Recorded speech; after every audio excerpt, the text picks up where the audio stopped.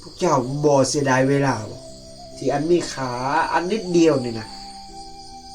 ครูบาเสียดายเหลือเกินคันผู้ใดนั่งแล้วเวทนามันเกิด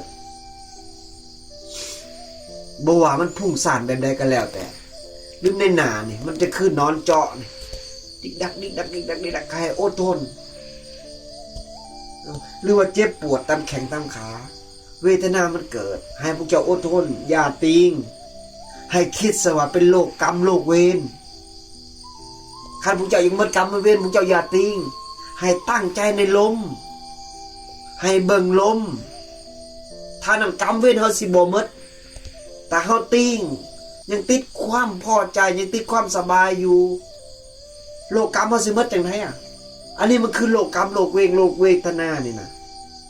ให้เฮาเข้าใจจังซั่นได้ผู้บ้านนั่งแค่เวลาน้อยเดียวเนี่ยตอนเช้ามานี่นั่งเจริญสมาธินี่ครูบาเสียได้เวลาที่สุดเลยแทบน้ำตาจะร่วงการเสียดายเวลาของครูบาได้แต่ละมื้อได้มื้อนี้ครูบาเปิดเผยให้พวกเจ้าฮู้ไว้ว่าครูบาเจริญฌานเจริญสมาธินี่เวลาน้อยหนึ่งครูบาบ่อยากเสียเลยครูบาเห็นพวกเจ้าลุกย่างพวกเจ้าติงพวกเจ้ากลครูบาสงสารเวทนาเหลือเกินอันเวลาที่น้อยนิดเดียวอันมีขาเนี่ยพวกเจ้าบ่ตั้งใจในลมคันพวกเจ้าตั้งใจในลมนะไอ้ยังจะกัดให้คิดว่าเป็นโลกกรรมโลกเวรถ้าเฮา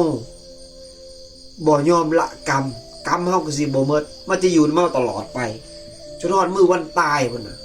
โลกกรรมตัวนี้เฮาปล่อยมอบให้พระพุทธพระธรรมพระสงฆ์ในชาตินี้ผู้ข้าเคยเฮ็ดหยังลงไป